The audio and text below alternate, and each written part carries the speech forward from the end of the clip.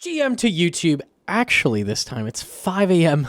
I totally get out of bed for these and haven't been up since I don't even know anymore. Okay, anyways, we have blog number 4,972 for Mokha, and believe it or not, I think we have made it. I think on a good set of rewards. They finally did it. They put out Yama, and I thought the rewards were perfect as it was. So now, leaving Mokha in the dust. Now they finally got there. So now we have 2 new high-level bosses coming, both with solid rewards potentially. So let's take a look at what they did. My issue with the last blog was that the gauntlets were insanely broken for Shadow, and the new weapon was cool, but the spec on it was basically utterly useless. So those were the main complaints on the last one. So let's see what they changed. We are here to fill you in on some of the tweaks we've made to the new Delve boss unique rewards we pitched earlier in the month. Thank you for all your feedback, discussion, and input on these new rewards. We think we have gone down much better than older iterations. So we reckon that with just a couple of tweaks, we'll be onto a winner. This blog details a handful of small changes to address some common concerns, and will include all of the upcoming poll questions so that you're in the loop and ready to vote. The treads, we're not making any changes. Perfect. You didn't need to make changes at all. Even in the last update, they made them even stronger. They were good as they were. They're still good.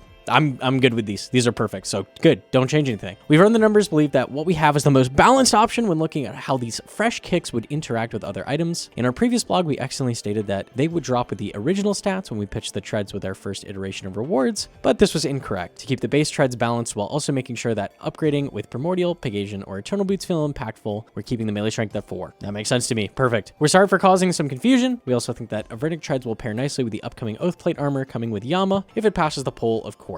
Perfect. Yeah, the boots were totally fun. Some people had an issue with them for some reason, but the boots are great. Boots are totally good. So glad they're not touching. The new weapon, the 3-tick mage weapon, a couple of small tweaks for this, the Eye of Ayak. Firstly, we've seen concerns around the eye's range of 6. To clarify, the staff does also have a long range mode of 8. That perhaps wasn't clear enough in our original blog. With these stats, the eye will perform as expected for all activities we designed it for, such as the Nilocus room at the Theater of Blood. We have also lowered the special attack cost to 50% energy, giving you a bit more oomph. So it's just 2 times more effective. Instead of 100% of your spec bar, it's 50%. That is a slight buff. Just a slight, still some little tweak there. So we've taken it from basically completely utterly useless to honestly pretty good.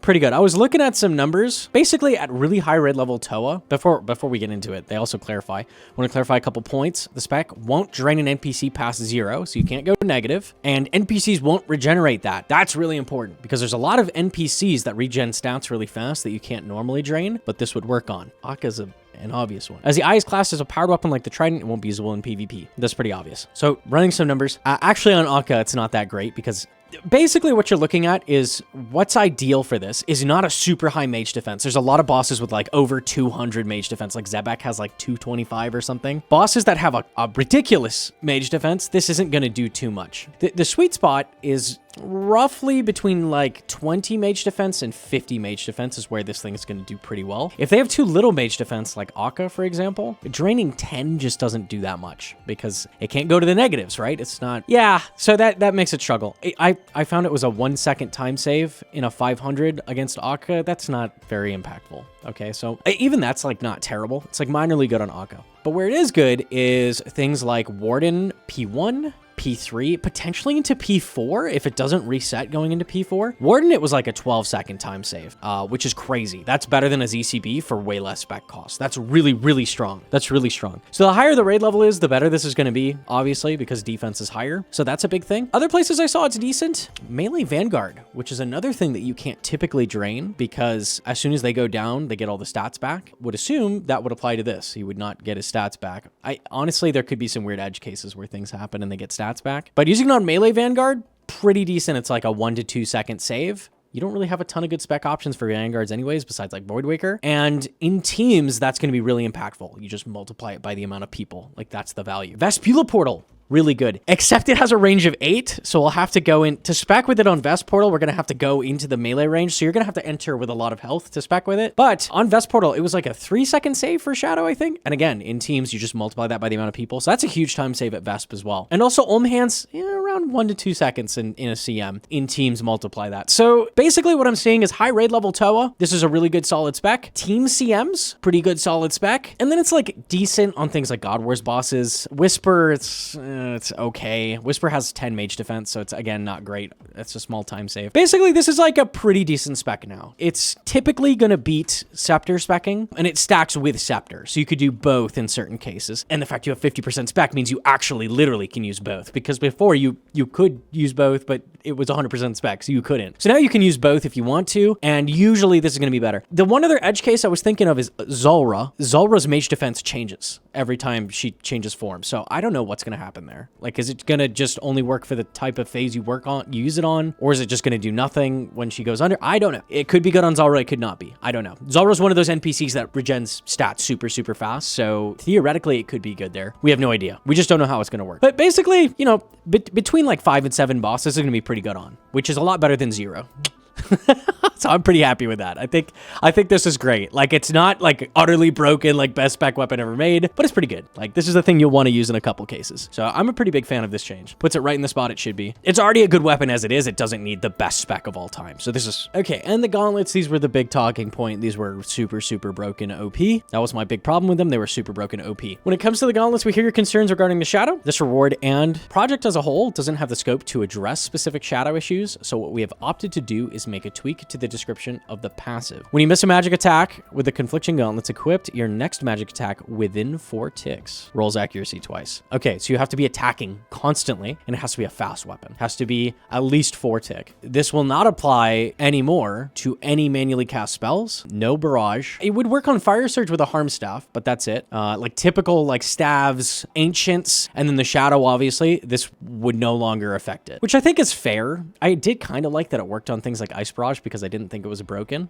I think this is, it's a shame they have to band-aid this, and I understand why. It's a lot of work to fix shadow. I think it's a shame that they're doing this because, you know, the right thing to do is just fix shadow and then leave the gauntlets as they should, which is like not with this weird stipulation where they just work properly, because then you leave it working on things like slower weapons that manually cast stuff, or, you know, even auto casting. Like, it doesn't matter. Like, none of those work now. I think it's a shame too, future-proofing. Anything they add that's a slower weapon now is like, oh, but that just won't work with the gauntlets. Even if it's not a broken staff, like if it's slower, it's going to be worse now because shadow exists. Like, shadow is still kind of like holding the game down. It's like holding them hostage as devs, basically, right? This is good. This is a good band-aid. Like, I know they have to get things rolling, and you've got to get it, like, fixing shadow is a big project, probably. But it is a shame. I would like to see them fix shadow, like, soon, because it's very clear that this is holding them back. I do think this is a great change, though. And obviously they have to do a band-aid. Like, just fix shadow is not like an easy solution. So, like, fair enough. I think this is a pretty good solve. The other option was turn it into a shield, but again, I think they want to get this going. Most people liked the gauntlets. They just didn't like that it was broken for shadow. So this works. Just make a slight tweak to make it work. Fair enough. Fair enough. It's worth noting that this has to be against the same target and using the same spell or magic weapon. I like that they say same spell, even though nothing, I guess that includes harm staff. Okay, sure. They say same spell, that implies that works on anything, but nothing is fast enough to take advantage of the passive. So same target, interesting. So these are going to be a lot less useful when you're like targeting a bunch of monsters. I mean, that's kind of obvious that it would work that way. But yeah, this seems like a fairly solid band-aid to keep it fair. And now they're not broke. Now they're not broken and they're a solid item addition. So I think this is good. I'd really like to see them, you know, hit shadow like pretty soon, because it's definitely holding them back. By the way, we just hit the magic damage cap at Toa. So now every single mage damage upgrade that gets added for shadow is not going to impact shadow whatsoever, which sounds like a good thing, but it kind of just makes mage gear boring. I'd like to see them rework how this stuff is. I don't like that new mage items are going to get added now and shadow just isn't going to see any of that. That's kind of a shame. I'm hoping fairly soon they hit it with a project rebalance treatment, because it needs it. It needs it bad. All right, Demon SPADE. That's a better name. I like that. In our previous blog, we pitched a wildcard reward in the form of the Demonic Digger, which we are renaming the Demonic SPADE. Thank you. We originally pitched this as being able to process farming, harvesting actions instantly. However, following both your feedback and another review pass, it's clear that this may not be the healthiest direction for the farming skill long term. We have concerns that this may disrupt the skills balance by making certain crops such as snapegrass and watermelons more efficient for XP than trees, effectively killing tree runs and causing big changes to the farming economy. As a result of this, we'll be changing from instant harvesting to double harvesting speed. That's a huge nerf. This still offers a big upgrade over the regular spade without feeling too leaguesy or disrupting long-standing gameplay of the skill. Now, I kind of think this is fair, because the instantly harvesting a patch of snapegrass is... Let me check how much Snapegrass XP is. Snapegrass is 82 XP a piece. The average yield you can get up to 50? That's an instant 4k XP, which is better than a maple tree. Now, it's maybe not quite killing tree runs, but you got to keep in mind, there's like, I think there's like 17 allotment patches. We looked at it on stream recently. So if you do this run, I mean, I can get the concern. Like, that's kind of ridiculous for allotments. There's also hop patches, which are pretty good. Let me check those. Wild Bloods, okay, they're 26 XP. Let me see watermelons. Watermelons are 54. Okay, not too crazy. This would be like 2,800 XP. Anything else that would be crazy? Let me think. Even like Torsals are 225 XP. If we get it to the average yield, 9.5. That's 2k XP. I mean, these are like all like competing with maple trees, which is, yeah. I mean, that's not like utterly broken. I saw some people are pretty upset about the spade getting nerfed, but I do think it was a little bit crazy. It also would have been crazy for Cox prep, like the instant full inventory of herbs would have been kind of nuts. Right now, it's like, it's just going to be good. It's going to be like a useful item. It wasn't going to work on seaweed either. Seaweed does not use a spade, so it wouldn't have been useful for that. But a lot of the like high level allotment